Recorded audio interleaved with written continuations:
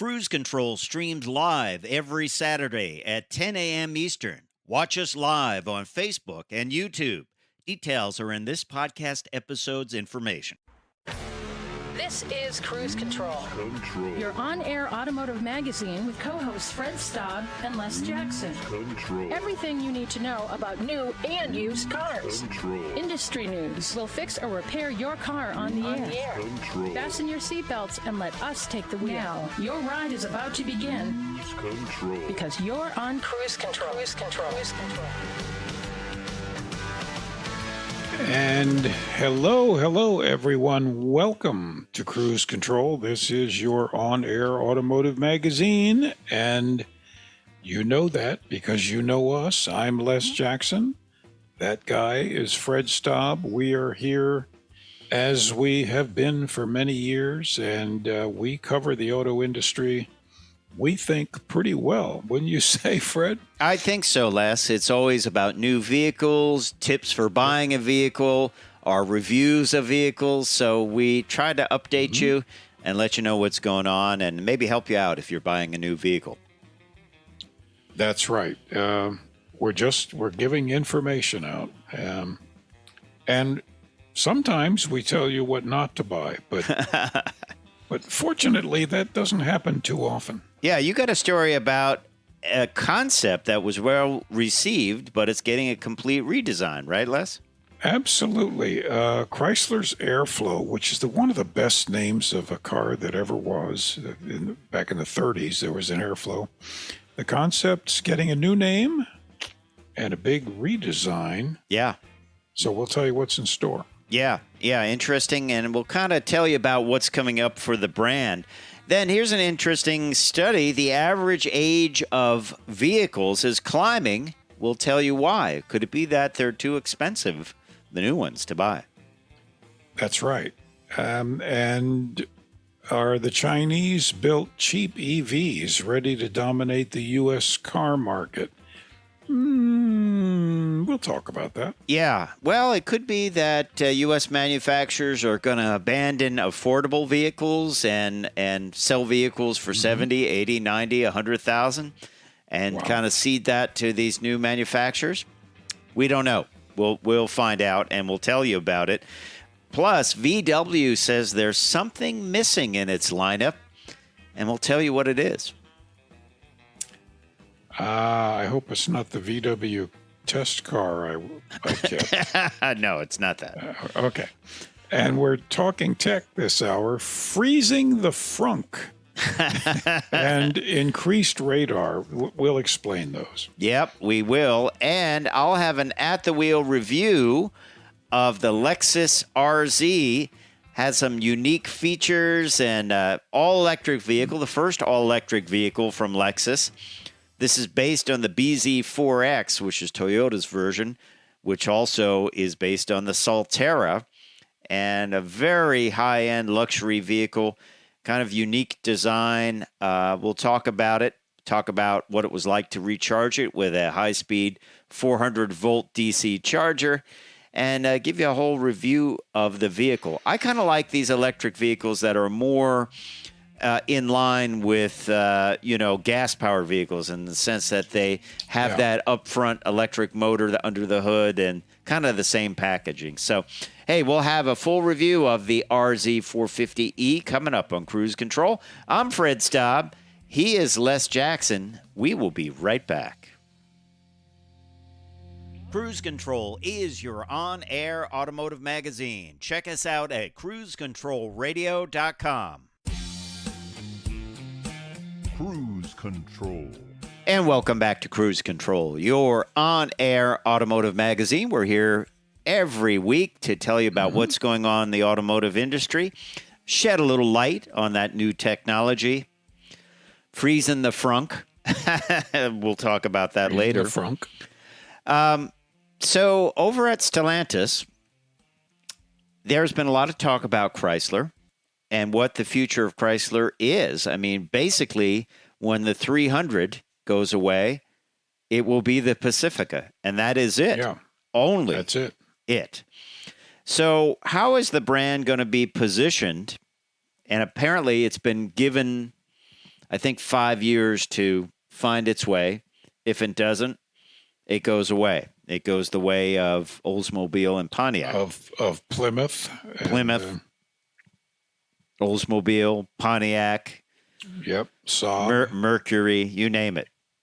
So, Motor Trend spoke to, by the way, we should say the airflow concept was brought out, and a lot of people liked it. And kind of they're positioning Chrysler as the EV brand of Stellantis, and as it's described, it is the startup brand offering clean mobility, seamless technology, and affordable pricing.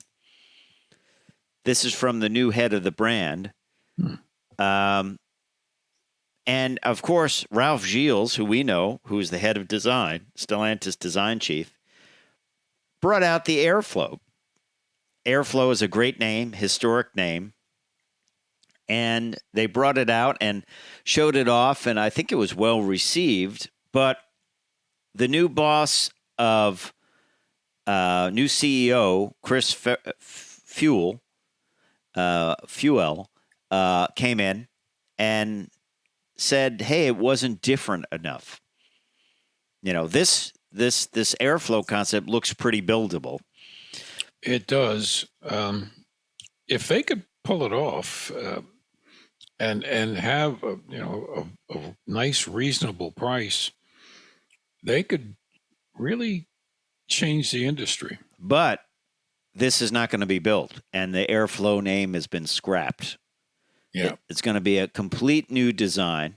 This is according to Motor Trend, who spoke with Ralph Gilles.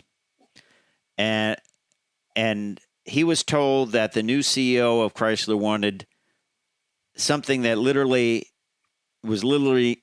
zero to do with anything that you've seen today, even the Airflow concept. It's a new direction. Be interesting. You got to be careful. If you just like the original Chrysler Airflow, it was too radical for its time, and it was a very good car, but people didn't buy it. You mean history could repeat itself with a vehicle that's too much? I hope they're reading history. It'll be interesting to see, Les, what happens with Chrysler. I mean, literally, dealers are going to have nothing to sell except the Pacifica, which is not terrible, but would you want to base your whole brand on a minivan?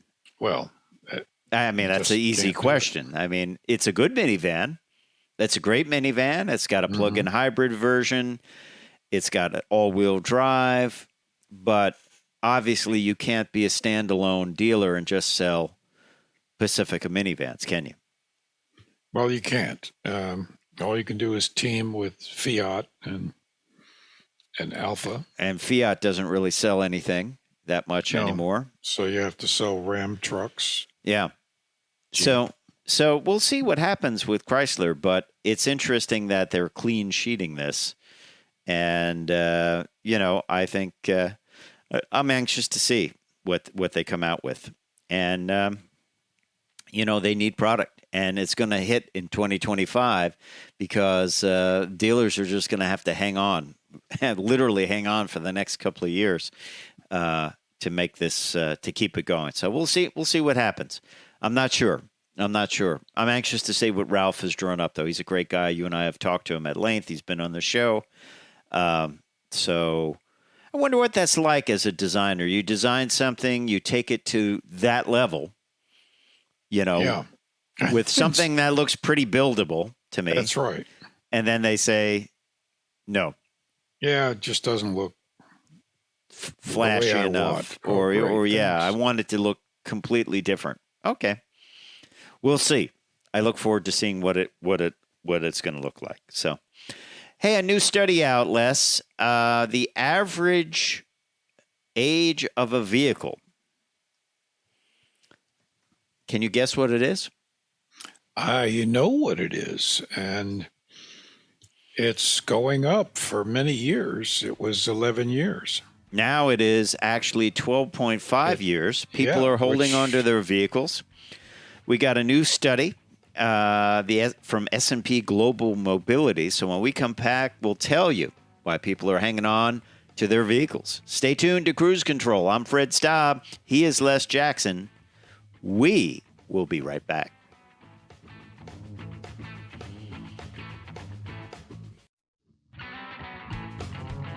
Cruise Control. And welcome back to Cruise Control, your on-air automotive magazine. Fred Staab and Les Jackson. Les, we were just starting to talk about this new study from a place called S&P Global Mobility. And it says there are 122 million vehicles in operation right now that are over 12 years old. There are, by the way, just another interesting factoid, there are more than 284 million vehicles being driven on the U.S. roads, and the record average is up by 3 months compared to 2022.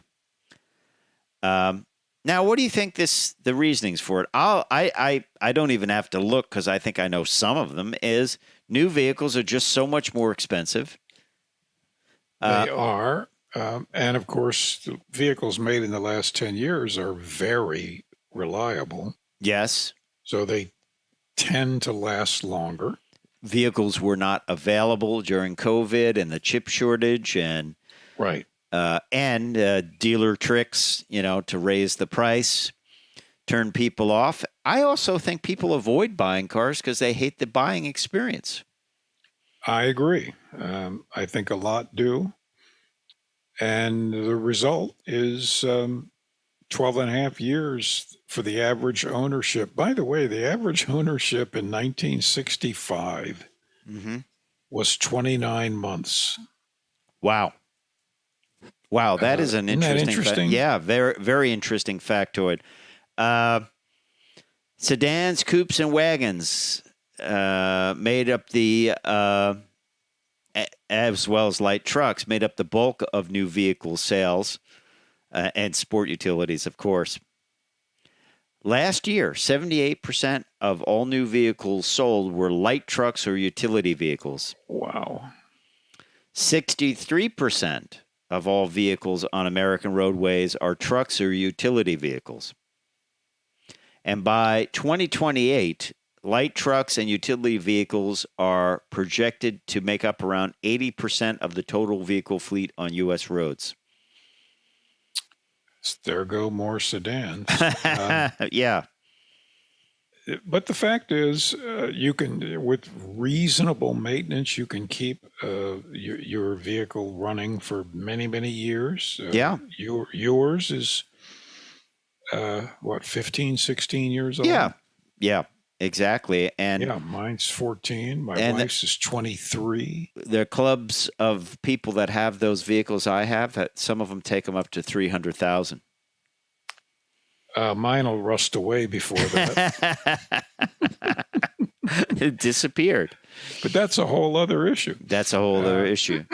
Yeah, you change the oil, you take care of things, it's, but I mean, the reasoning is it's just too expensive, new vehicles. And we say that, not to say that like $25,000 to $30,000 is not a lot of money. It is. You still can get vehicles for that. You can. You don't have to get the largest SUV with everything in it. You can get some decent vehicles for that kind of range of money. I also think too, the trend has been in the last couple of years, no one buys the base models. No. They rental companies do. They buy it with everything, don't they? Well, that's right. And it's just, the Americans' tastes and desires and therefore needs have gone to bigger, more expensive, more maintenance intensive, more energy intensive SUVs and trucks. Yeah. So now they'll last a long time, but boy, they're not cheap. No, and the average price of a pickup truck has gone up tremendously. It used to be, $22,000 not that long ago for a base model? Not long ago. Yeah. and now it's more than double that. What would you say, 45,000? Can you even get a full-size pickup with a few options for 45,000? I'm going to look that up. I think it might be higher. Yeah. Yeah, you look up at F-150 or Silverado, and now with electric vehicles coming in, it's even more expensive, and numbers in the $80,000 to $100,000 range are common.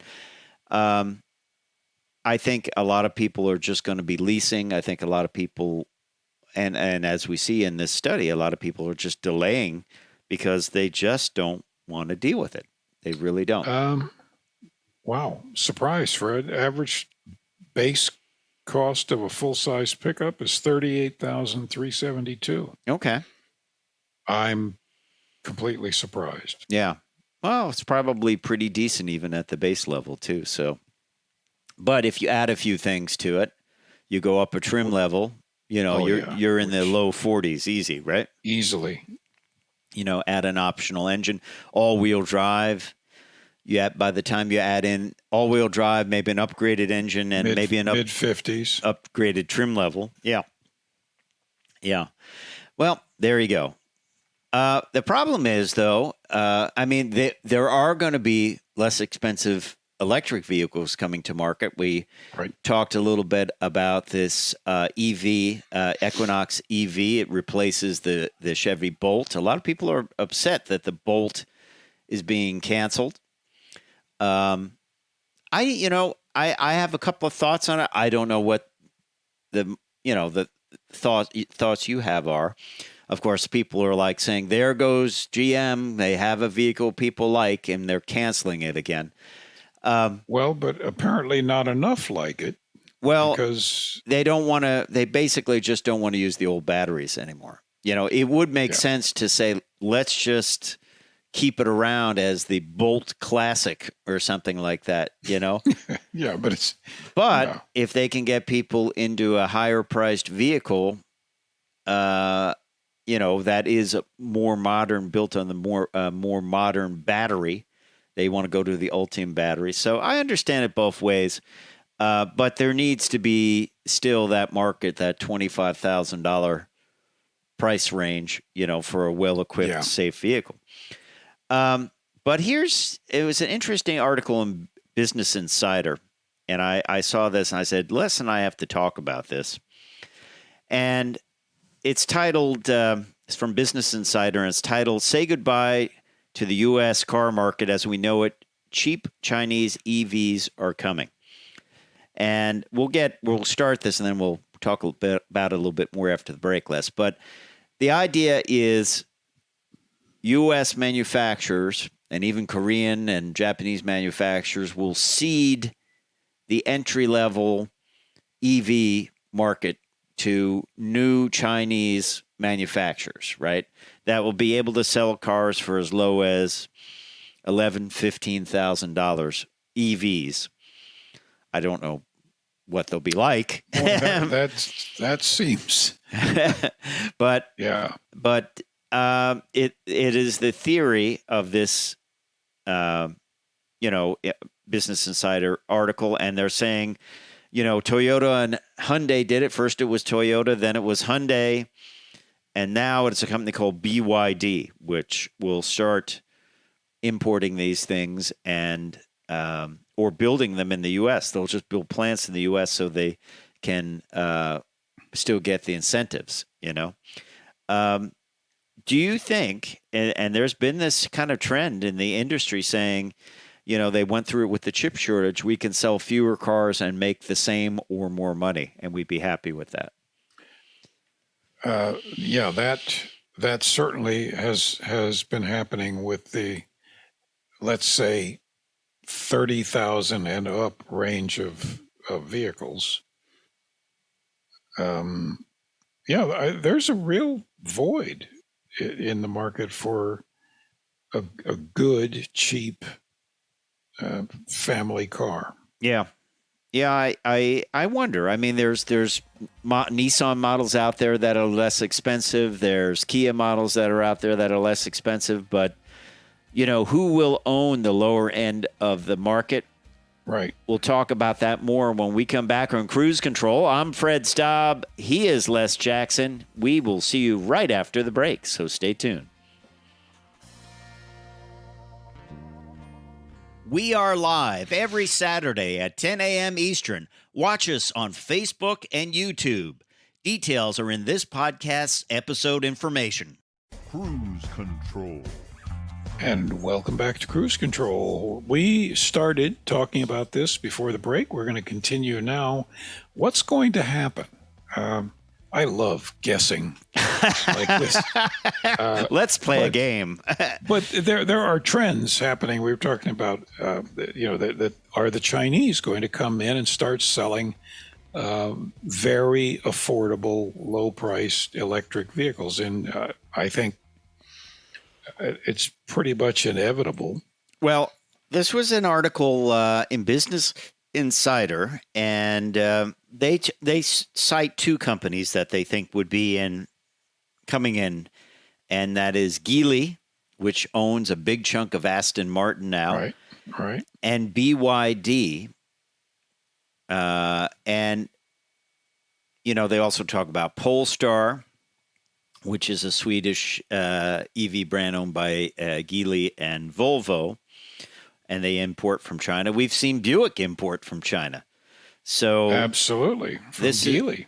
So this is not GM. It's not really a.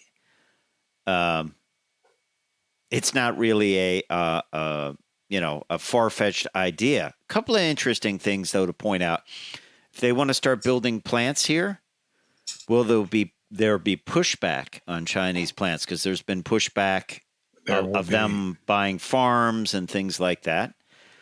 And then what will people think of these vehicles? Some may not, if they don't listen to Cruise Control, they might not even know that they're built in China or designed in China. And then I don't know what Chinese safety standards are like. Do they have any? Well, probably not a lot, but they have to meet ours. Yeah. So, you can't have them on the IAH tests like with parts flying across the room, right? I mean, you can't just say, yes, this gets incredibly poor, crash test, but it's cheap. Yeah. Our new, magic budding rose car has the same high quality of a 1960s British sports car. Right. There's another EV startup called NIO has announced plans to enter the U.S. by 2025. Interesting. I don't know.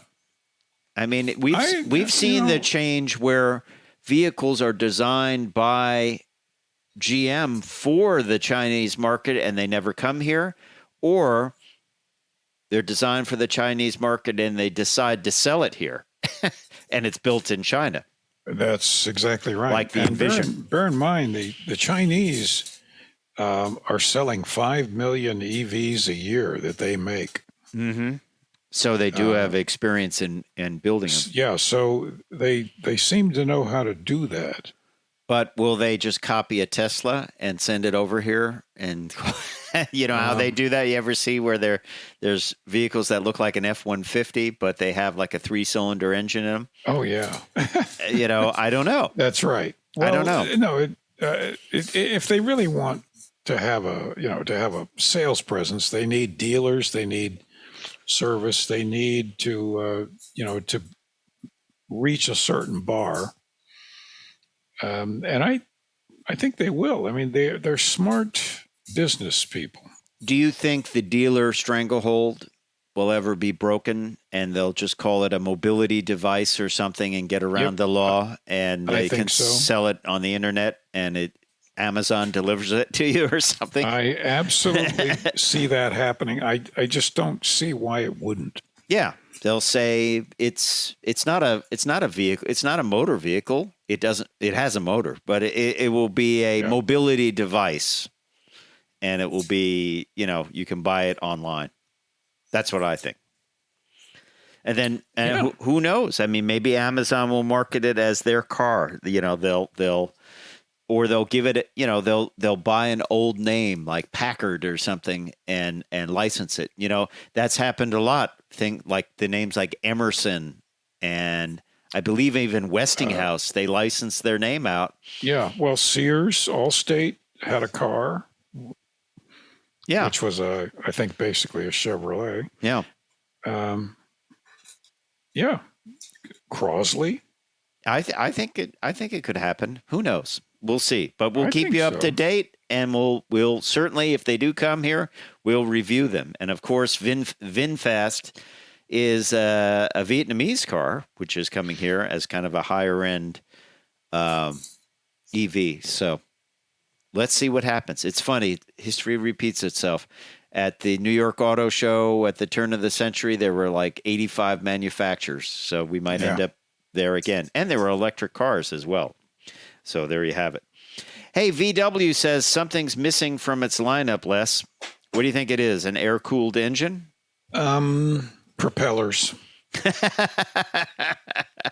Well, the CEO of the Volkswagen Group of America has told Automotive News it needs at least one plug-in hybrid in its lineup. And he said they are missing it. They have it in other areas. In Mexico, they have the Audi Q5e, and he said we would really like to have a plug-in hybrid in the U.S. market soon. I think it's a good idea. I like plug-in hybrids. I always say, too, you don't even need to invest in a fast charger. You can just wall plug it in and get your 30 miles, 40-mile range if you plug it in overnight, pretty much, right? Absolutely. Certainly, they can come up with a plug-in hybrid pretty easily. Yes. What would you think they would put it in? One of their crossovers, or would they put it in one of their I can see the sedan? Tiguan with one. Yeah, that's an interesting idea. I don't think the Golf. Remember, they had the e-Golf. Yeah, they don't have that anymore. No. I don't think the Atlas. Well, maybe. Maybe. But I think it's a good idea to have one in there. As a matter of fact, I wanted to check, and I didn't get to do this before prepping the show.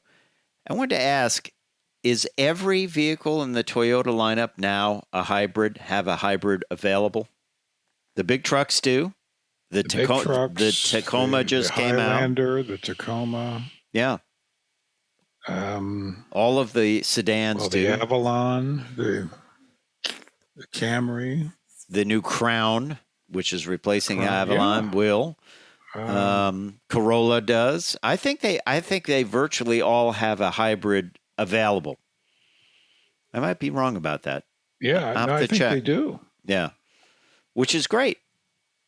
They are great at getting the mileage up there to really make a difference with no loss of drivability. But plug-in hybrids, a little less common, but I think I certainly think that they will be a big player for years to come. As people transition over, it's a good transition model. So, I think that will be a big story. Let's talk a little tech, shall we? All right. So, Ford has apparently, in the United States Patent and Trademark Office, CarBuzz, this comes from CarBuzz, has discovered Ford wants to turn front trunks or frunks into refrigerated compartments.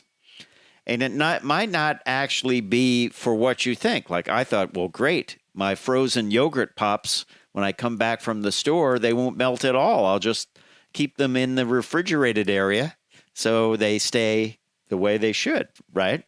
Sure. Well, that's one use, but the cooler box would also help keep the cabin cooler. It would keep the battery cooler as well and would help when you're doing high-performance driving, towing a trailer, or there are excessive temperatures. So they want to use this space to cool air that will be used for cooling the battery or helping cool the driver's compartment, the passenger compartment. Interesting, right? It is. It seems like a good idea. Yeah. I do like the idea of putting groceries in there, though, and keeping them cool. How about you? Always. I've always loved these vehicles we test that have, coolers in the cup holders. And Yes. I always call out the 12-volt plug in the back area storage area because I know you like that so much for your plug-in 12-volt fridge, right? That you carry with you at all times. Les is like, I disavow that. Just quick, because we're going to have an at-the-wheel review. There's a guy in Colorado that got pulled over for drunk driving. He swapped his dog into the driver's seat and told the cop his dog was driving. Cop didn't believe it. The guy ran away, fell over because he was drunk, and got arrested. But apparently... That happens. Apparently, it is a crime to put your dog in the driver's seat and say the dog was driving. So he got called out on that as well. But, yes, because... More when we come back. Yes. Cruise Control streams live every Saturday at 10 a.m. Eastern. Watch us live on Facebook and YouTube. Details are in this podcast episode's information. Cruise Control. And welcome back to Cruise Control. It's Fred Staab and Les Jackson. We are glad you're along for the ride with us. We've been going through a lot about what's going on in the auto industry, what the future will look like. And, of course, I'm not a prognosticator saying there'll be a lot more electric vehicles, but we like to drive them all. And this time around is the 2023 Lexus RZ, the first electric vehicle from the Lexus brand. And Toyota, it's based on the same vehicle that Toyota sells as the BZ4X. I always have to look down at that name because I don't remember that. That's a toughie. Yeah, the RZ, at least I can remember a little bit easier. It comes in two trims, premium and luxury. Of course, we had the luxury. What's unique about this vehicle, Les, in all my years of reviewing vehicles, I've never received a vehicle that is so new that it only had 50 miles on it. That doesn't happen often. I've had a few. Yeah. With 30 miles, 50, 60. Yeah. It was so. Usually it's a couple thousand. It smelled new and even had tags on it. It's like it still had the tag hanging from the dashboard and all that. I left that. But ours was the luxury edition. Fully electric vehicle. Futuristic looking. You get sort of the shape of the Lexus grille without the grille itself in there. And, many people found this to be super futuristic, kind of like a look into the future. But you can still tell it's a Lexus. Had a cool color, that light metallic blue, they call it ether, which I liked a lot, frankly. Ours had the optional lit Lexus logo when it's charging. It lets you know that you are charging up the vehicle. Not a huge amount of range in this vehicle, 196 miles. If you get the smaller 18-inch wheels in the premium, you'll get more range. I believe you get 220 miles. But if you opt for the 20-inch alloy wheels in the luxury edition, you're going to lose some mileage. Interesting bit of aerodynamics there. They look like the FTD man's ears or wings on his hat. On the inside, beautiful kind of suede upholstery, a light blue interior. A lot of the switchgear, a lot of the controls are very familiar to Lexus owners. A big use of the head-up display where certain functions can only be seen on the head-up display. So you have to get used to that. And big screen in the center console, controlled everything. Took a little bit of getting used to. I like this. This was an option on the roof. You could hit a button and it would go clear, hit the button again, and it would go translucent. And I like that better than having that big rolling piece of cloth that comes over to shade it. Out back, great legroom. The roof line was a little low in the back, but I could still see out of it very well. Kind of that kind of light blue, kind of Alcantara suede type look. But great flat floor, plenty of leg room for rear passengers. They'd be very comfortable. Amenities in the back include heated seats, 3 levels, a couple of USB-C outlets, which are the new cup holders, of course, USB outlets, and some AC power down below from an inverter. All in all, super clean look, rotary shifter. As you can see, the tag is still on the dash, telling us about advanced airbags. Clean interior, high-quality materials, and really nice job from the folks at Lexus, and we should not be surprised. Rear seat, pretty good, pretty flat when folded down. They don't articulate the seat cushion, but that's okay.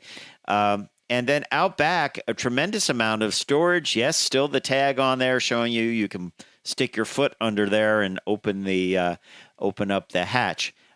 Great lot of room, rest easy less. There's still a first aid kit, and of course the 12-volt plug-in that you crave so much, still there. So well, I have to have my gadgets. And then storage beneath, you get a 110-volt charger. I always carry an extension cord because I never know where I'll be charging in. The motor, well, the motor looks like an engine, doesn't it? It looks like a 3 or 4-cylinder engine, nicely packaged under there. And just smooth driving vehicle, all-wheel drive. This is all-wheel drive, and you could see which wheels were active when you were driving it. And of course, plug in up on the front fender. I charged up with a 400-volt DC charger from a company named Flow. I believe they are a Canadian company. And I was able to basically get a full charge in about 43 minutes from about I think I had like 70 miles of range left on it. So very, very impressive and easy to do. High belt line on the vehicle to give it that SUV kind of feel. High seating. It's got the black around the trim around the wheel wells, which says it's a crossover. So acceleration 0 to 60 in 5 seconds, which is not bad. Total horsepower is 308. So I felt this thing was very snappy on the road. Quick lane changes. Drove it on the highway probably for 200 miles and was pretty impressed with it. It was, as I said, well equipped, of course, because it's the luxury level, but a couple of options. Cold area package, which I imagine is a battery heater. The 20-inch aluminum wheels come with the package. Illuminated front badge when charging, $200. Dynamic sky panoramic glass roof was $550. Premium paint, $500. Side puddle lamps, $325. Mud guards, $150. And carpeted cargo mat, $140. So total price with options was $66,095. And when you add in the $1,150 destination, it was $67,245. On the road, super enjoyable to drive, super quiet. As I said, lane changes were a snap with this thing. It actually felt like it was faster than 5 seconds to 60. I found the nav a little hard to work and a little hard to tune the radio. That was kind of hidden. Also, when I would do voice commands, if I was connected to Android Auto, sometimes the car would respond and say, do that on Android Auto. I'm still not quite sure how you would select either one of those. I need more time in the vehicle. But quality of the interior, the quality of the build was great. What didn't I like about it? Well, I will say this. Certain areas, like the nose of the vehicle, you can press on it, and it felt like it would go in and out. The charge door area seemed like a little flimsy, like you could press on it. The fender moved a little bit.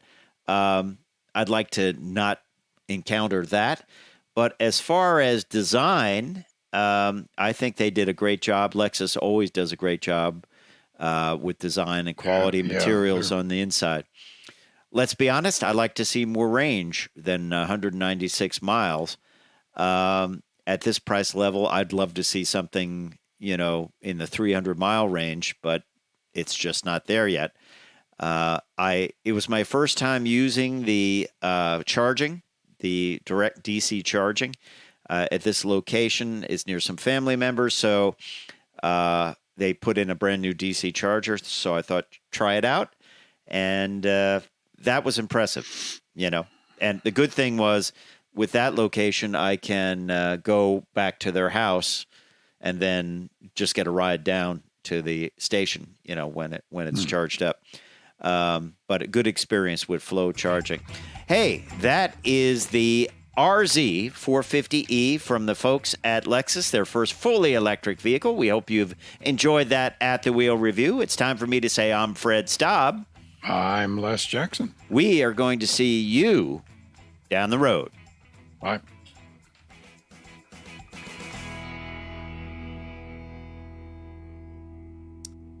How about that? All right.